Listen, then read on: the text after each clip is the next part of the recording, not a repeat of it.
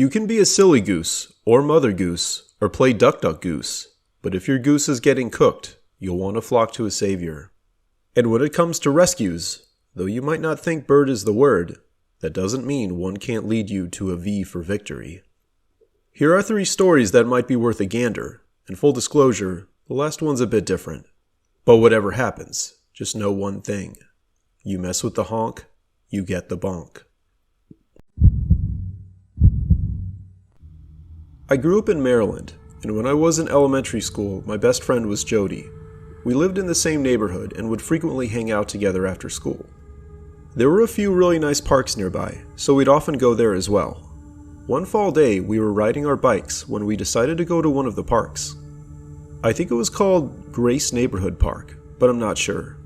Anyway, it was rather large and had a playground, tennis courts, a baseball field, and a walking trail going around a pond. We played on the swing sets and monkey bars for a while before deciding to race around the pond on our bikes. As a kid, everything seems bigger, and to us the pond seemed huge, but I doubt it was any more than a quarter mile around. There was a water/dog fountain at one spot on the trail close to the playground, so we used that as a start and finish line. As Jody and I were positioning our bikes side by side, something caught my eye from across the pond. I saw a big white shape, which turned out to be a rather large man in a white t-shirt. He was standing on the other side of the pond close to the water's edge. At first I thought he was trying to feed ducks or something, but eventually I started to get creeped out, because it looked like he was looking right at me and Jody. I couldn't make out many of the man's features, but it looked like he was in his 20s or 30s. The man was wearing khaki shorts and had short hair. Something about the man's appearance and the fact that he was just standing there really sketched me out, and I told Jody that we should just go back to the playground. Jody was really enthusiastic about racing though, and even though I pointed the man out, she didn't seem to care. I guess I convinced myself that we'd be safe because there were 2 of us and we were on bikes, and the man didn't look like he could run fast. So I ultimately went along with her. Once we were both on our bikes, we yelled at each other to go and took off pedaling. The trail was made of concrete and had a yellow stripe painted down the middle. It wasn't straight, but rather had smooth curves, some of which went around trees. There were about 10 feet of grass between the trail and the water's edge. There weren't any other people on the trail during our race, which meant we could go faster since we didn't have to worry about staying on our side or bumping into anyone. My heart started to race as we came up to the spot where the man had been standing, but to my surprise, he wasn't there.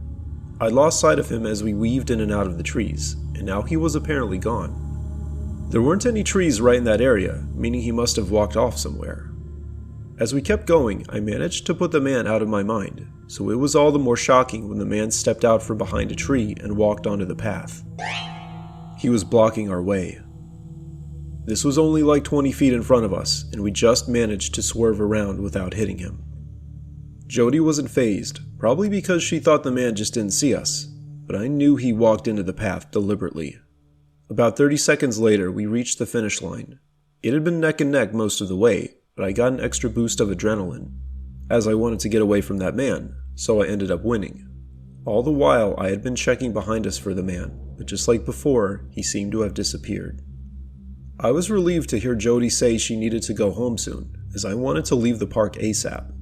I told her I needed to go now, so we should just go ahead and leave. But just then, the man stepped out from behind a tree 10 feet away from us and ran right at me.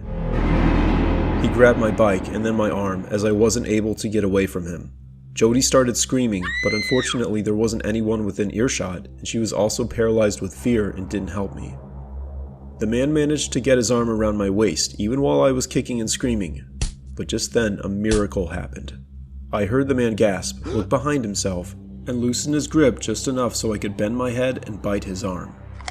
The man screamed in pain immediately, and then let go completely. He had let go of my bike, so I was able to get it and get back onto it. The man didn't chase after us after that, maybe because he wasn't sure he could catch both of us. As we rode away, I couldn't help notice a goose pecking at the man. I hadn't seen the goose come towards us, but I assume it was the pecking that caused the man to lose his concentration and relax his grip. Jody and I rode straight back to my house, and my mom lost it when we told her what happened.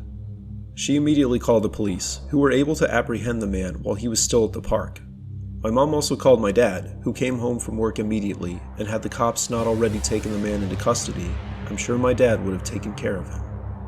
While I don't remember exactly what happened afterwards, I think the man ended up going to jail for some amount of time. Looking back now as an adult, this memory is still terrifying, and though I don't consider myself an extremely religious or spiritual person, I can't help but think that goose represented divine intervention.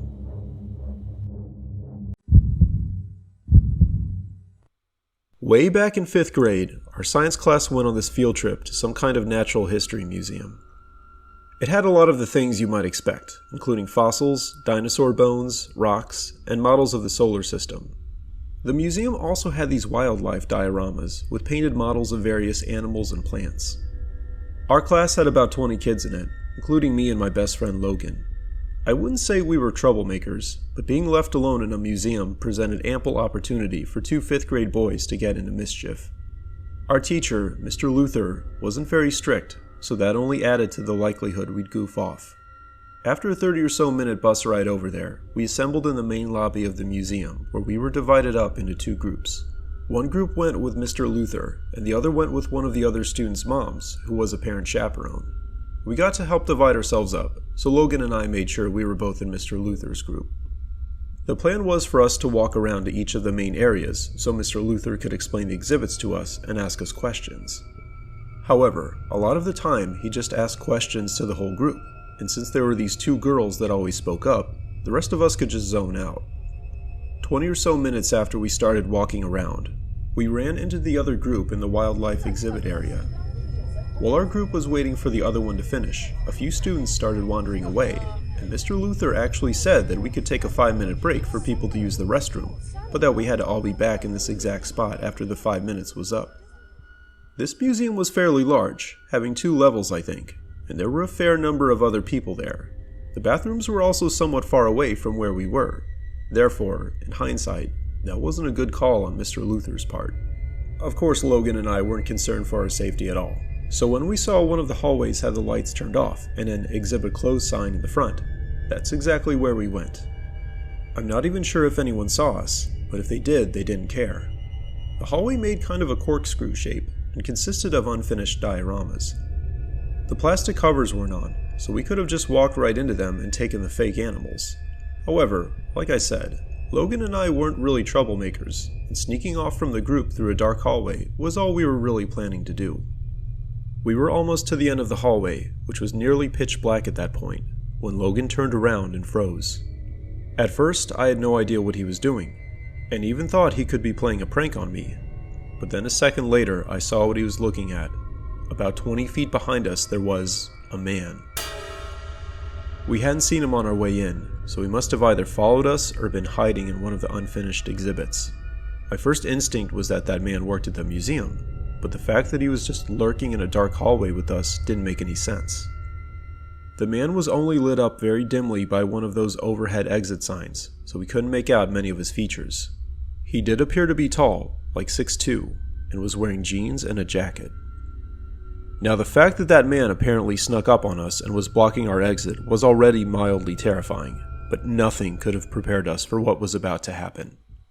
The man flicked open a pocket knife he must have been holding in his right hand and started walking slowly towards us. Logan and I were in shock, as we never expected something like this to go down or escalate so quickly.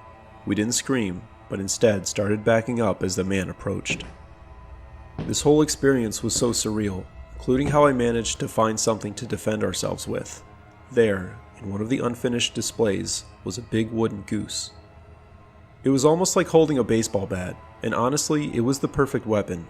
Thank God I found it, because the next thing I knew, the man lunged at me with a knife. I swung hard and heard the goose crack against the man's right arm, causing him to drop the knife and almost fall over. He screamed in pain, giving Logan and I a chance to run past him. When we reached the entrance to this hallway, Mr. Luther and some of the students were already walking inside to see if someone needed help. Logan yelled that a man just attacked us in there, and a few of the girls let out screams. Mr. Luther put his arms out and told everybody sternly to step back. I was still holding the goose, and I was holding onto it for dear life. Less than 30 seconds later, the museum security guard arrived and drew what I think was a taser. He yelled into the hallway for whoever was there to come out with their arms up. I just remember witnessing the scene going down on a field trip to a museum as being completely bizarre. No one answered the security guard, so he repeated his request again. Around that time, another employee must have located the light switches for this particular hallway because the lights came on. We saw the guard walk in, repeating his request and looking from side to side, but then a minute later he came back out. Apparently the man wasn't in there.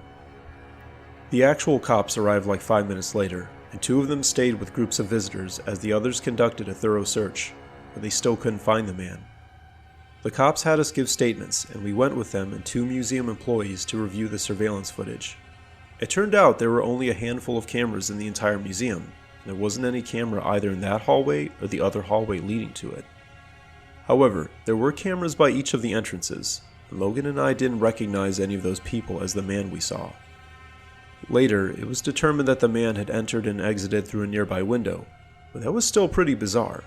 That implied that he was able to scale part of a wall containing the exhibits, and also make it back down to the first floor, as we were on the second.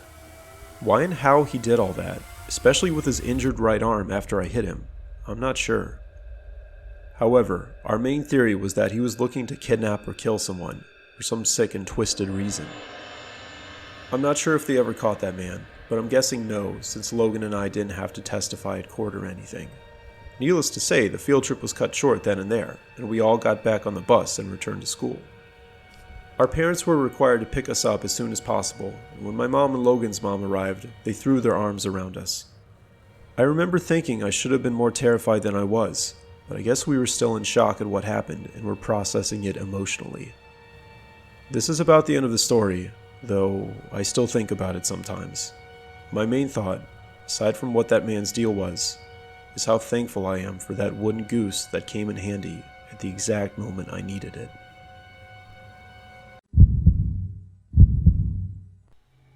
I went to a public high school and had what you might say was an average experience. I wasn't a jock, but I wasn't really a nerd, and I didn't get picked on, so overall I had a decent time. That is, until something frightening and then truly bizarre happened my sophomore year. There was this girl named Kate in my intro to chemistry class, and she was a solid 9 or even a 10. I'm pretty sure almost all the guys at our school knew and talked about her, including me and my friends. There was a rumor that she was a little crazy. A few people actually called her Crazy Kate, but I honestly had no idea about the backstory at the time, and that didn't really factor into my thought process. I knew essentially nothing about her, but she seemed pretty normal based on the things she said in our class. Kate and I didn't live in the same neighborhood, but we did take the same bus route. I still have no idea how I did it, but one day while we were riding the bus home, I managed to work up the courage to ask her if she wanted to hang out sometime. To my shock, she actually replied, "Sure," and my heart started racing. But nothing could have prepared me for what she said next. Kate asked me if she could walk back with me to my house that afternoon. I must have stared back at her in disbelief, and I don't remember exactly what I said. Then it sank in that I needed to keep up a conversation, and that filled my body with dread. I honestly hadn't even thought that far ahead. As the bus pulled into our neighborhood, I tried asking a few questions, such as what she thought about class and what she liked to do. She told me she thought it was fine, and that she liked to hang out in her room listening to music.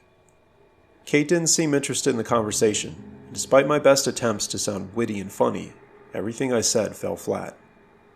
She didn't ask me any questions, and it dawned on me that this was just a one-way conversation.